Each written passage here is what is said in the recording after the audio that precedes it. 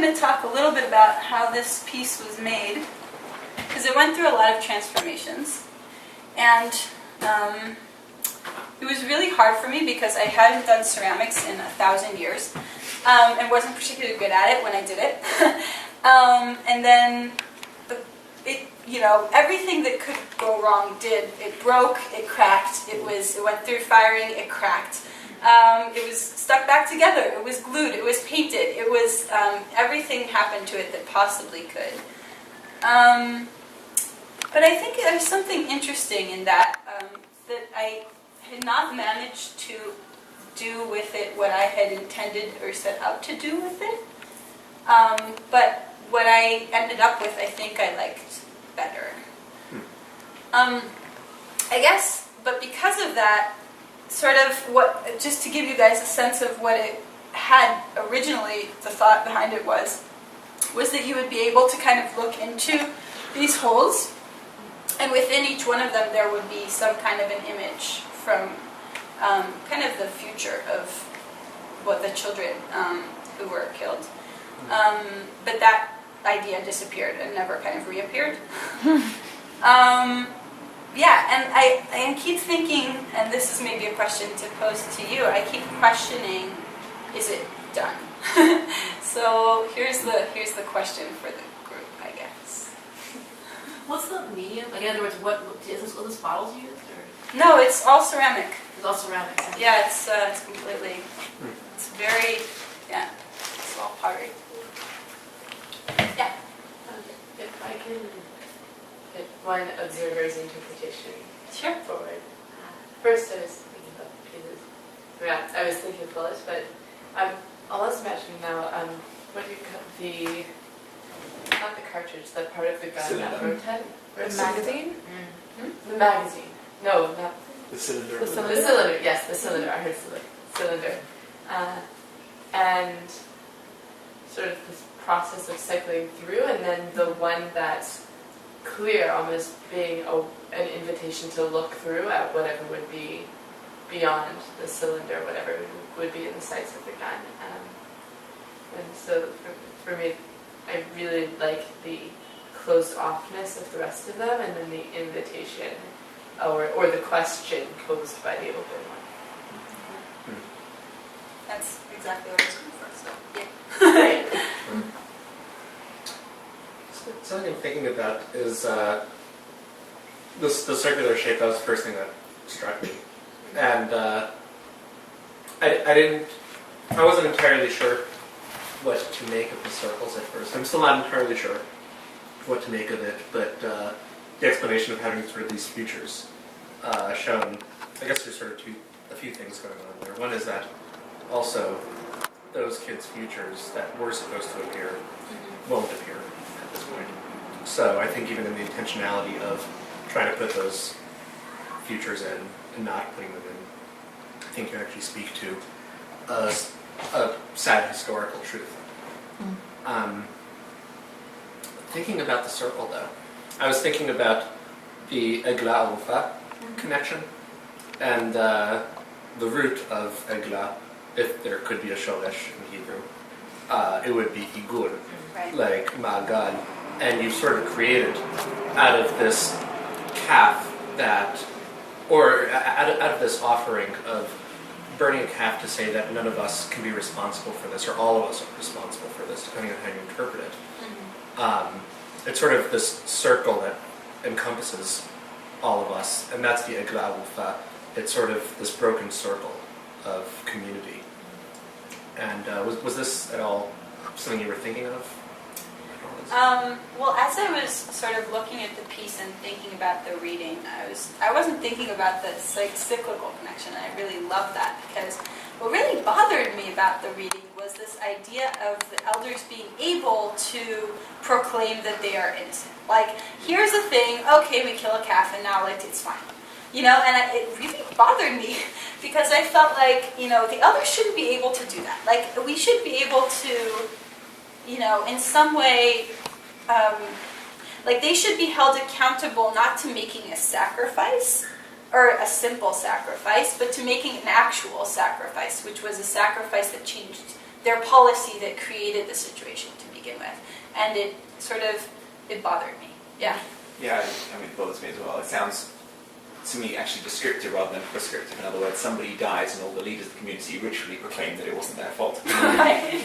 That seems to me to be descriptive rather than the way things should be. And he says exactly the opposite of what the case is, right? He says this is all the leaders admitting it's their fault, whereas the ritual is actually all about them admitting it isn't their fault. Right. So things very odd. But I agree. in this light, it looks metallic. To me, Yeah. and such that I assumed it was made out of metal till you told me otherwise. I haven't studied it close up because I was waiting until you explained it. But I really like that. Like, it does have that gunmetal sheen to it, which is fabulous. I think it's. I can't imagine looking at it what else it would have. Okay. Yeah, and I love that idea. So the thing about the metallic sheen, I love the idea that it's totally fragile. You know, it looks like it's this piece of something that's like a metal, you know, like a strong, like, you know, it would be like iron, something that could withhold that kind of firepower. But you could break it very easily, which I think is really, to me, is a really interesting part of it. Which kind of...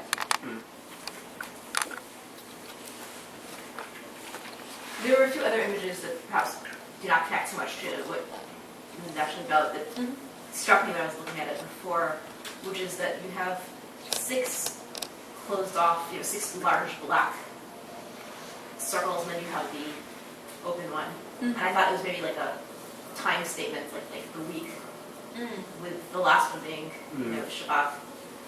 And that you have these gun barrel type things protruding between them, the kind of violence of the everyday, and how it's made into this kind of mundane, holistic object as a cycle of violence. You know, that's so wonderful, because I would have never thought of that, but I love it. Like, now I will never be able to look at it without thinking of that. And I definitely completely, feel that once you said it. Yeah. Why did you do 7? Why did I do 7? Most gun barrels have 6, so it's very interesting that you wanted 7. It was part of the absolute craziness of creating this piece. Basically, when I was working on it, I was working off of a tiny plastic, one of those like dinky, guns, toy guns. And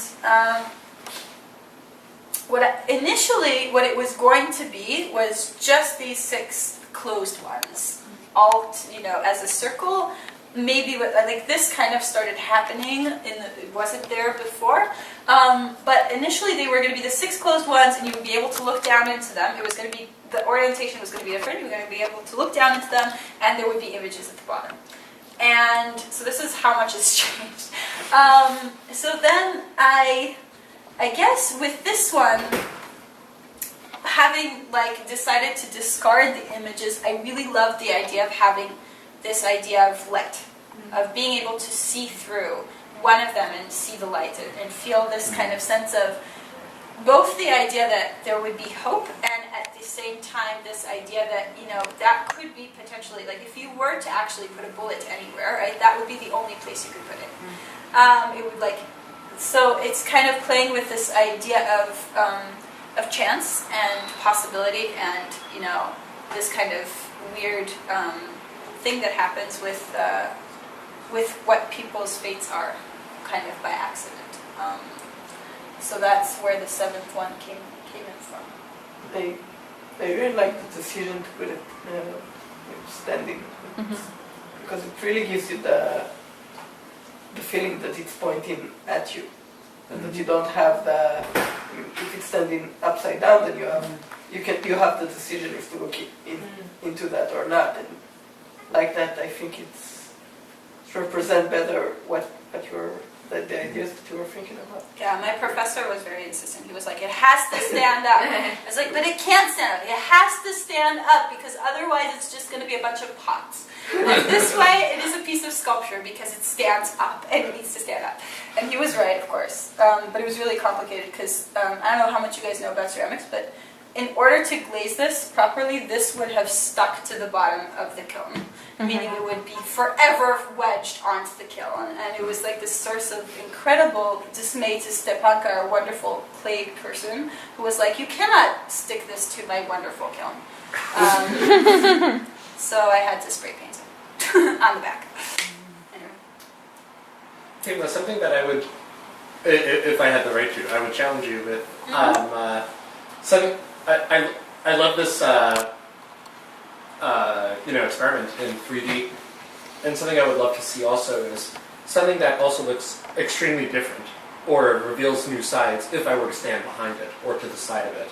Is that a critique that you got from your professor? Or? Well, that's a critique I give myself with this piece a lot because it's definitely a frontal piece. Right. And the back of it is not nearly as dramatic. There are other pieces that I've been doing that have been more 3D. This was kind of a transition, though. I agree that it has a very specific sort of orientation where it's better to look at it. Really, sculpture should be very kind of in the round where you can look at it from it. I mean, I would challenge that only because I've been standing here the whole time, and although I can't see the hole in the bottom one, I know it's there. I do think there's a lot of movement in it from the side, and I think, at least from my perspective and knowing what I know of sculpture, it's hard to make circles violent, and I think you've managed to do that with the way that they're staggered from the side. And to me, I mean, I don't know. I can see the movement in it very clearly from the side. That I don't know if you get the same. You get the levels, I think, from the front, but you can really see like where it's headed from the side. So I think that I don't know what the back looks like, but I like it from the side. Touche. All right. Well, thank you so much, guys. Thank you.